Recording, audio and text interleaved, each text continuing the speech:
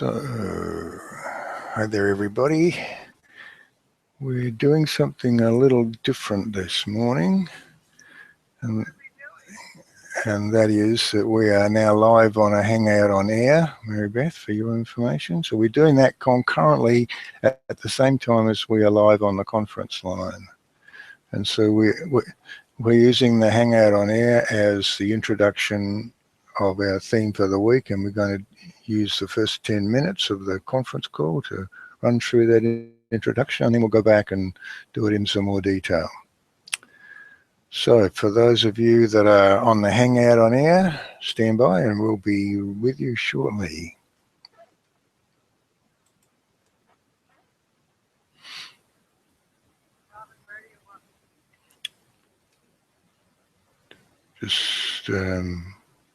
Just be.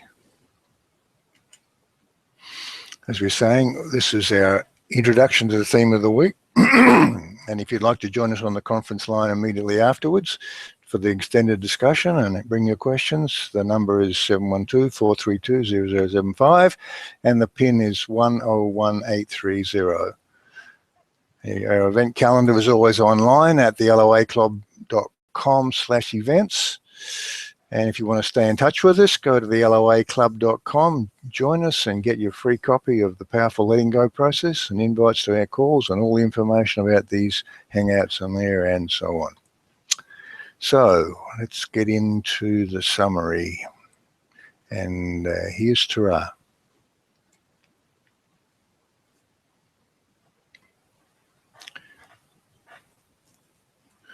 So let us talk a little this week about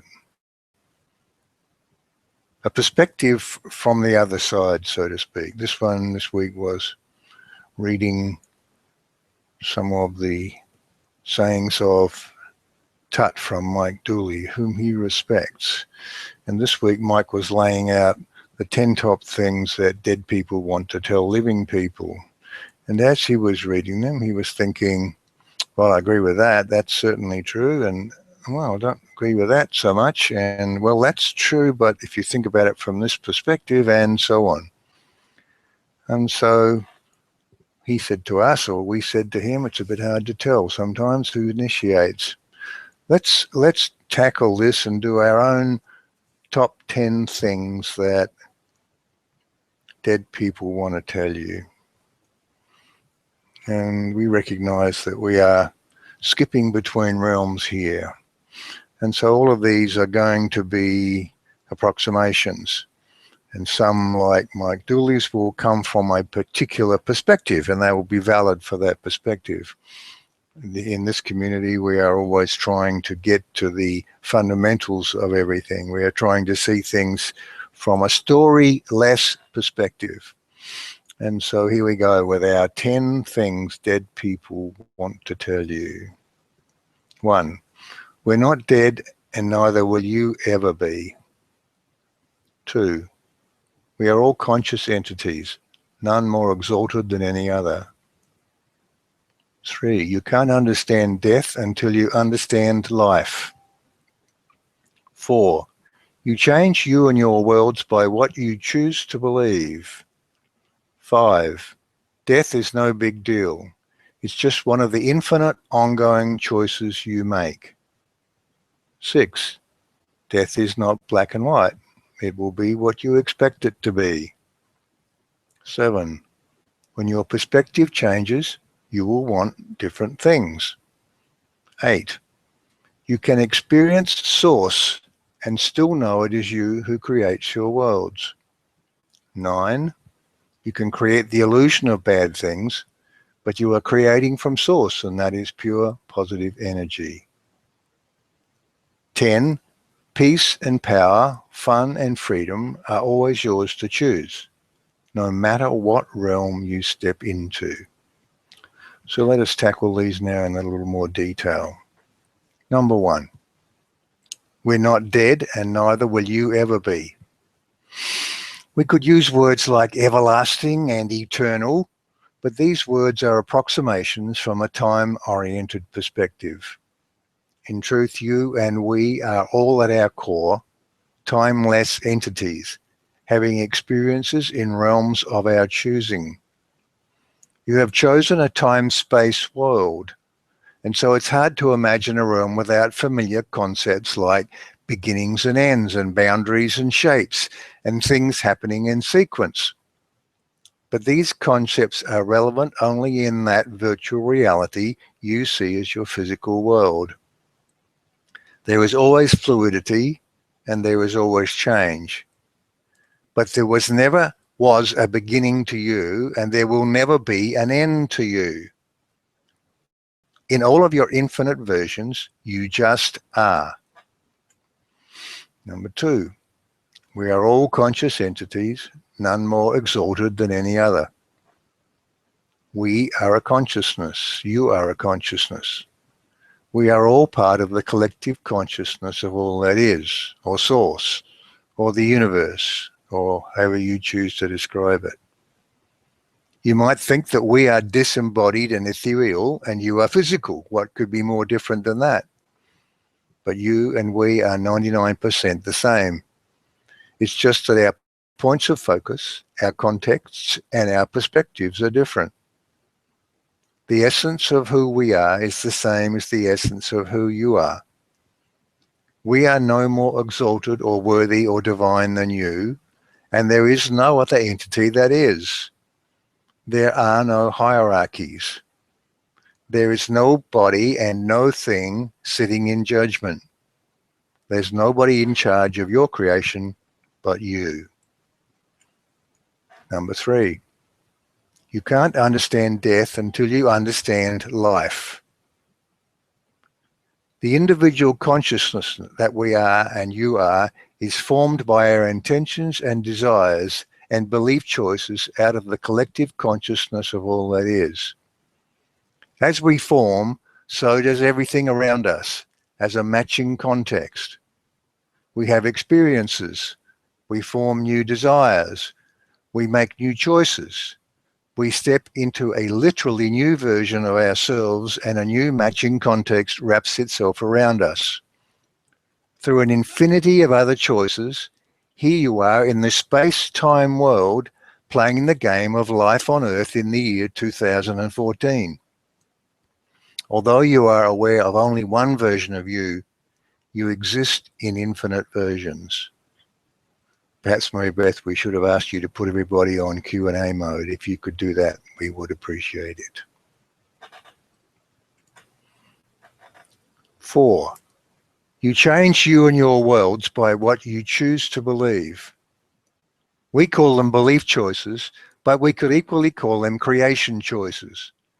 Because as you start to settle into the surety of knowing who's creating that world around you, you begin more and more to be aware of the power that you have.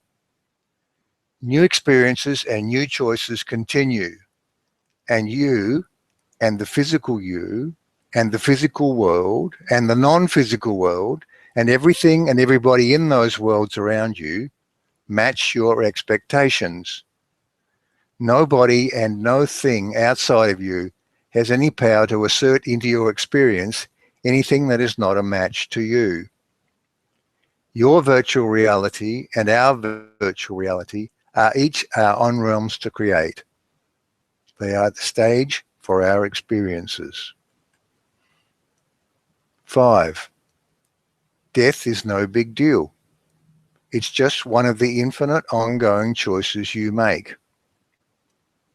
So death is not an end to anything. It's a transition. It's a shift in your consciousness from a space-time focus to a new focus. In the same way as your world is a choice, your transition out of it is a choice. So you could say that all deaths are suicides. You may or may not be choosing it on a conscious level, but like everything else in your experience, it's a match to your tapestry of expectations. When you further consider that there are an infinity of versions of you, having infinity versions of lifetimes, can you begin to see, in the cosmic scheme of things, that your transition out of this particular version is not the big deal it's made out to be? It's just another choice.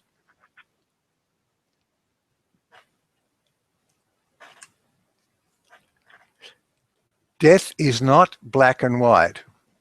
It will be what you expect it to be. What actually happens? Well, we could particularize and tell you a story of white light, or a welcoming committee with previously transitioned loved ones or pets or loving creatures of various sorts, or a limbo place where you are prepared for change. But in truth, we have to say, you tell us. Because this experience, like all your experiences, will play out on a stage of your making. This will be a new virtual reality that will conform to your expectations just like all the others. There'll be a lessening of your grip on space and time, and there may be a bit of a whoosh as your consciousness opens up. But the good news here is that you can have it be whatever you want it to be. When your perspective changes, number 7, you will want different things. You may have some strong desires for your transition experience, and that's okay.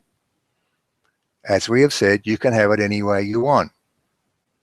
We would just remind you here that those desires are a function of your now context, and things are going to change a lot.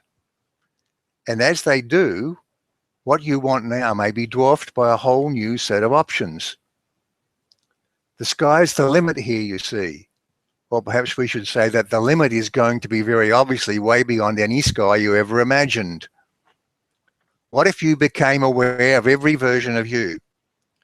What if you were able to see and inhabit them all simultaneously? Are you getting a sense of your possibilities? 8. You can experience Source and still know it is you who creates your worlds. If it is your desire and expectation to meet God, then you will create that experience. But in this place of expanded awareness, in this place of intense connectedness with everything in all that is, you will come to the awareness that there is no all-powerful entity deciding things for you.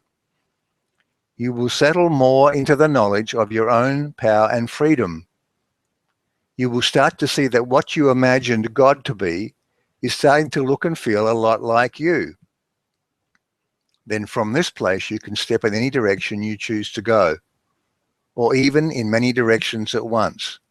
There are no limits here. 9.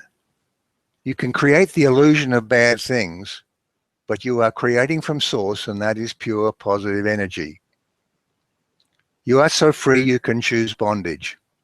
You are so powerful that if you choose to believe in a devil or in a hell or in dark and evil forces or in all manner of negative things, then you will create the semblance of those things. But in all that is, there is none of that. There is only pure positive energy. And the only reason we add the word positive there is to emphasize that there truly is fundamentally nothing evil that exists. And as you step more and more clearly into the glorious awareness of the true nature of Source, all of that will drop away until you are left simply with who you are and the intense love and connection you share with everything. 10. Peace and power and fun and freedom are always yours to choose, no matter what realm you step into. In the end, we come back to the absolutes, as we call them. You are an always connected, timeless extension of the pure energy of all that is. And you and your context are always a matching set. We call that the law of attraction. Apart from those two fundamentals, you are always at choice in everything.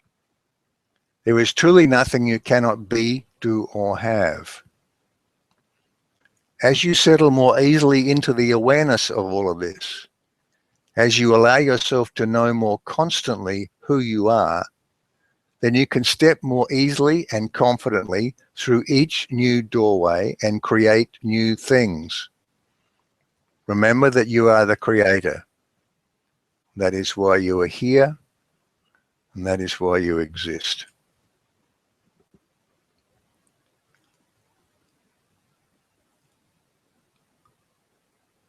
And so now we will continue the discussion.